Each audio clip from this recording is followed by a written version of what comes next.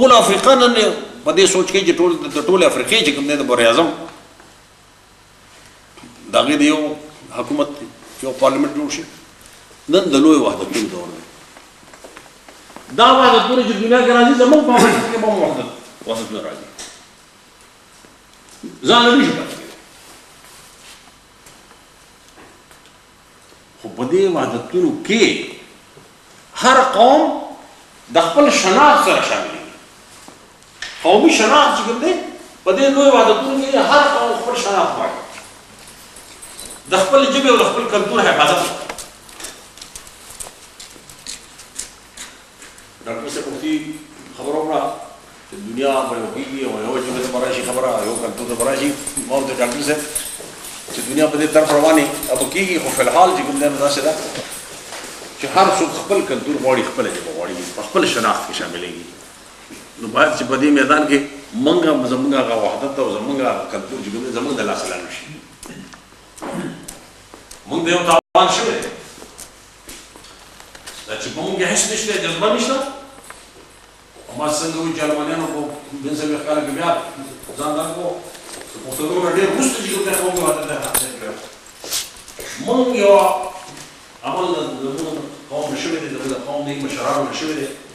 چې په دنیا کې بل مثال ماته نه دا یو واحد مثال چې قوم په اقتدار کې او ژبه په اقتدار کې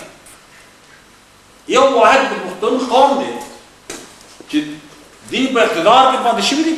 په هندوستان او په سعود کاله په اقتدار کې پاتې شوي دي. په نیم ایران یې حکومت کړی دی. په دې خپله خاوره هم په اقتدار کې پاتې شوي دي. په هندوستان کې چې هغه یو سردار دلی دی، یو امیر دلی دی، یو قبیله دلی ده، حکومت چې قایم کړی دی، که هغې نه دی قایم کړی په برصغیر باندې، نو باید چې په دې خپله خاوره کې چې کوم دی د حکومت خو چې د قوم اقتدار وي، چې ژبې هم په اقتدار کې دی. د قومونو شناخت په ژبه کېږي، په کلتور کېږي. د قومونو مضبوطوالی هم په ژبه او په کلتور راځي.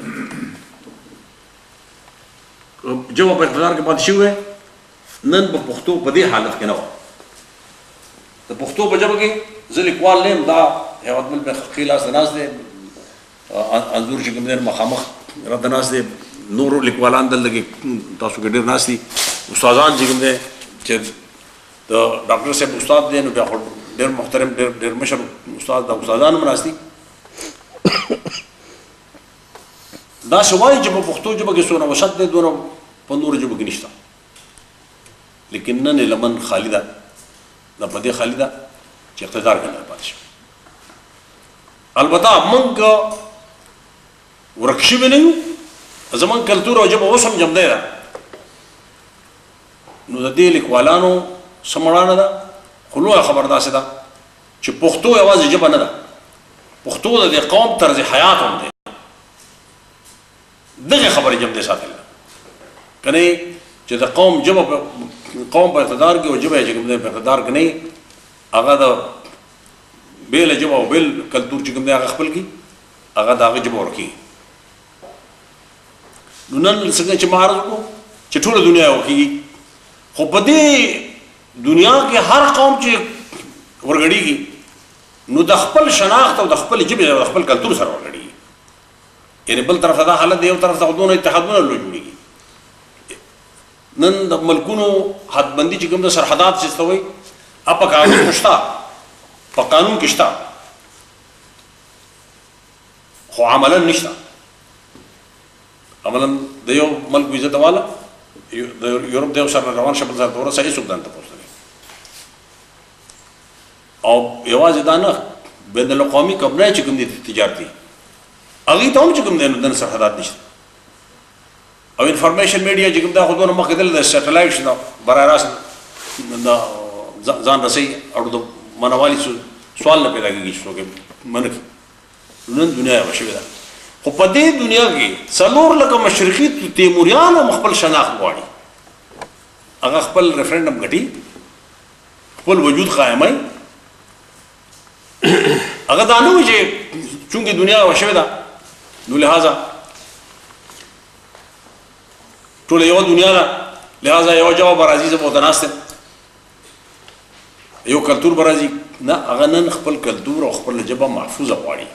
په دې دنیا کې. او زما عقیده سیاسي دا ده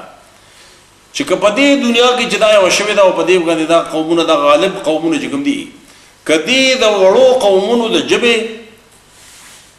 او د کلتور احترام وکړو نو دا به پرامن دنیا وي او که دې د وړو قومونو د ژبې او د کلتور استحصال کوو او د هغې احترام یې نه کوو دا به بېقراره دنیا وي دا به بدامنه دنیا وي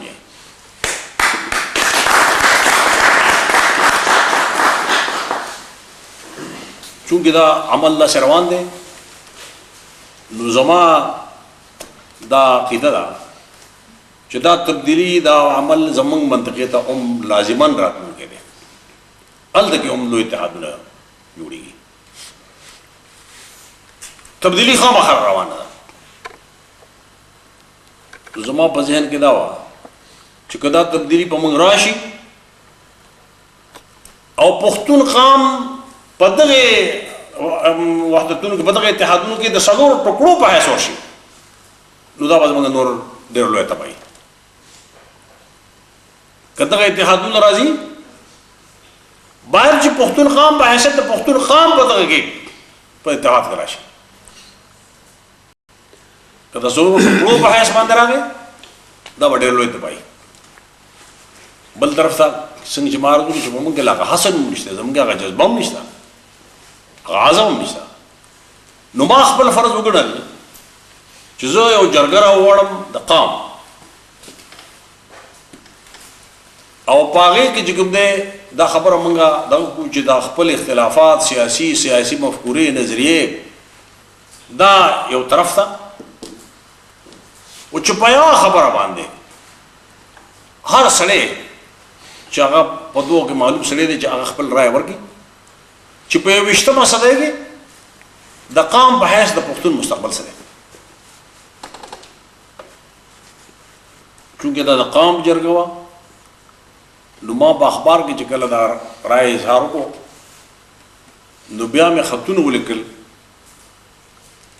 چې څونه موږ نه کېدی شو رسایي کېدی شوه او هغې ته مو ولیکل چې زموږ دا به د قام جرګه وي نو دا زموږ حیثیت دا د دې نشته چې موږ یې راغواړو دا د هېڅ چا د یو ډلې حیثیت نشي جوړېدی چې هغه یې راغواړي دا د چا حیثیت نشي جوړېدی چې هغه د هغه د جنډې لاندې وشي یا د هغه د منشور لاندې وشي په دې جرګه کې باید چې هر پښتون کوربه وي مېلمه پکې نه وي چې دا چا راغوښتلي نه وي نو لهذا موږ یو تجویز پیش کړی دی ستاسو د رایې غواړو چې آیا دا پکار ده پکار نه ده که پکار ده نه کوم ځای پکار ده کله پکار ده او چې ستاسو جوابات راشي نو بیا کېدی شي چې موږ د دې په رڼا کې مخکې لاړ شو که نه نو یو تجویز دی که تاسو وایئ چې دا وخت مناسب نه دی یا څه طریقه ده هغه جوابات چې راغله نو د هغې په رڼا کې بیا موږ یو بلنلیک دغه کوو او موږ وایو چې ستاسو د جواباتو په رڼا کې موږ فلانه تاریخ چې کوم دی 13 کال 2000 د اکتوبر 14 او 15 موږ په پیښور کې مقرر کړه بیا هم چې کوم دی بلنلیکونه ټول ته ولېږل د نومبر کو د اکتوبر نومبر زه پوه شوم چې څه وایي مې کړې ده نو د 14 او 15 د نومبر چې کوم دی هغه تاریخونه مقرر شو ټول ته موږ لیکونه ولېږل تاسو راشئ